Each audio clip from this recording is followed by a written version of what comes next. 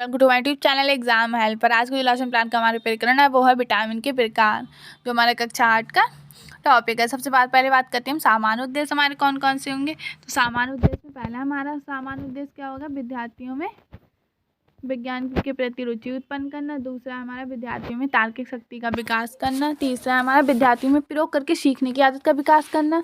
चौथा है विद्यार्थियों में वैज्ञानिक दृष्टिकोण का विकास करना। पांचवा हमारा विद्यार्थियों में विज्ञान के सभी पक्षों को जानने की इच्छा प्रकट करना, विज्ञान की उपयोगिता को बताना। फिर आता है हमारा विशिष्ट उद्देश्य। विशिष्ट उद्देश्य में हमारा क्या हो जाएगा, विद्यार्थी विज्ञान का प्रत्यक्ष कर सकेंगे, विटामिन के प्रकारों को तुलना कर सकेंगे, विटामिन के प्रकारों को समझ सकेंगे, प्रकारों से संबंधित संप्रत्यय फिर कॉन्सेप्ट को विश्लेषित कर सकेंगे, विटामिन का ज्ञान प्राप्त कर सकेंगे, विटामिन का अपने जीवन में उपयोग कर सकेंगे। हम देखते हैं हमारी शिक्षण सहायक सामग्री क्या होती है। तो शिक्षण सहायक सामग्री में हमारी पहली सामग्री चौक, डस्टर, लपेट श्यामपट्ट, अन्य कक्षा का उपकरण, चार्ट पेपर या फिर कोई उससे सब विटामिन के प्रकार से संबंधित चार्ट पेपर हो सकता है, मॉडल हो सकता है या फिर रियल ऑब्जेक्टिव।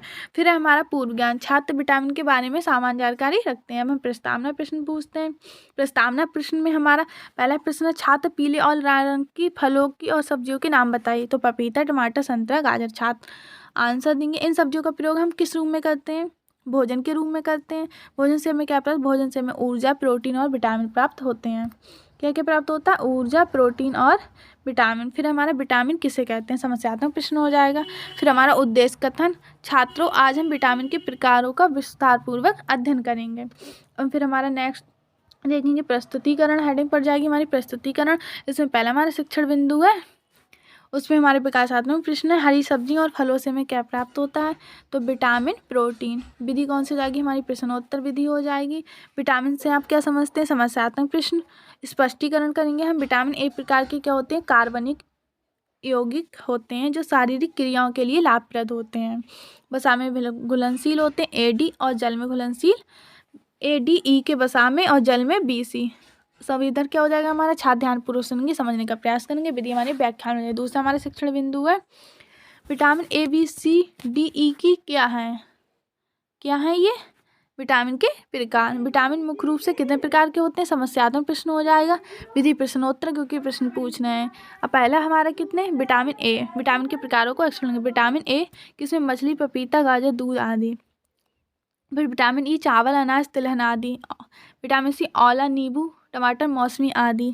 ठीक, इसके बाद हम और भी विटामिन है उनके बारे में बात करेंगे। विटामिन D सूर्य का प्रकाश, अंडे, मक्खन आदि। विटामिन E अंकुरित दाल, गाजर आदि में। विटामिन के सलाद या फिर हरी सब्जियां आदि में पाया जाता है। इधर हो जाएगा हमारे विद्यार्थी ध्यानपूर्वक सुनेंगे और समझने का प्रयास करेंगे। विधि हमारी व्याख्यान हो जाएगी और विश्लेषण भी हो जाएगी इसमें।